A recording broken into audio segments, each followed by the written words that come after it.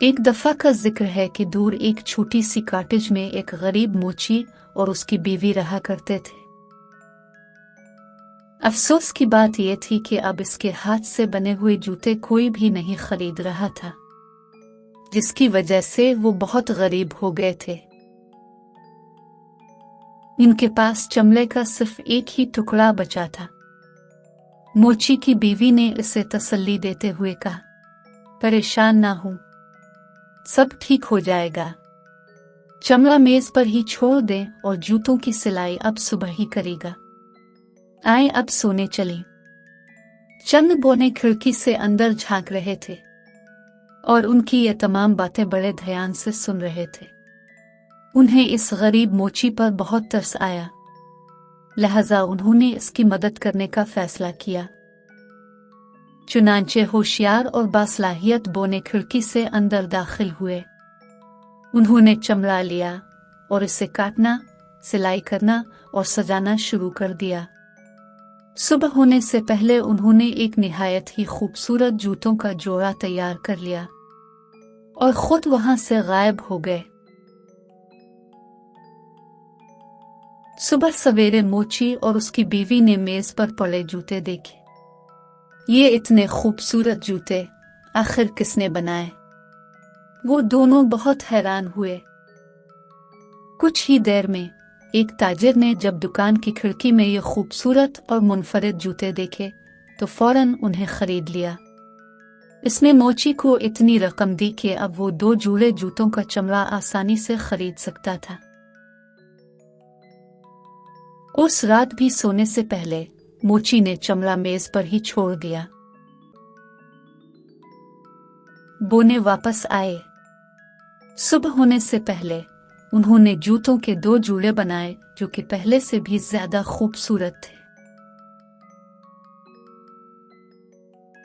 ऐसा अब रोज ही होने लगा था। मोची जैसे ही सोता, हंसते गाते बोने खिड़की से अंदर आते और अपना काम शुरू कर देते। देखते ही देखते वो खूबसूरत जूते बनाते और वहां से गायब हो जाते। जल्द ही मोची बहुत अमीर हो गया। अब इसकी अपनी एक बड़ी सी जूतों की दुकान थी, जो कि खूबसूरत और कीमती जूतों से सजी हुई थी। मोची और उसकी बीवी हैरान थे, लिहाजा वो अब इस मामले की खोज लगाना चाहते थे। उन्होंने फैसला किया कि वो इस रात दरवाजे के पीछे से छुप कर देखेंगे और मालूम करेंगे कि आखिर इनकी ये मदद कौन कर रहा है, ताकि वो इसका शुक्रिया अदा कर सकें। रात के होते ही वो दरवाजे के पीछे छुपकर इंतजार करने लगे। आखिरकार आधी रात के होते ही वहां औरतें हंसते और गाते हुए बोने नमूदार हुए। वो जल्दी जल्दी जूते सिलाई करने में मसरूफ हो गए।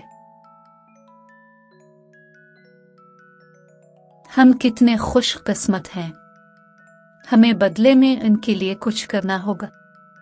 उनके कपड़े फटे हैं, क्रिसमस भी करीब है। आइए क्रिसमस के तोहफे के तौर पर उनके लिए कपड़े बनाएं। बीवी ने मशवरा दिया। दोनों मियाँ बीवी ने बोनों के लिए बेहतरीन कपड़े तैयार करने के लिए सख्त मेहनत की। उन्होंने बोनों के लिए गर्म मोजे और जूतों का एक प्यारा जोड़ा भी तैयार किया। फिर उन सब तोहफों को अच्छे से पैक करके मेज पर रख दिया। क्रिसमस की रात जब बोने आए और उन्होंने मेज पर चमड़े की जगह खूबसूरत तोहफे सजे हुए देखे तो वो खुशी से इनकी तरफ लपके। उन्होंने जल्दी जल्दी नए कपड़े, मोजे और जूते पहने और फिर हंसते गाते खिड़की से गायब हो गए। बोने दोबारा कभी नजर न आए। वो जान गए थे कि वो अब इंसानों की नजर में आ चुके हैं। मोची की जूतों की अब बहुत बड़ी दुकान थी। वो और उसकी बीवी इन मेहरबान बोनों को कभी ना भूल सके जिन्होंने मुश्किल में इनकी मदद की थी।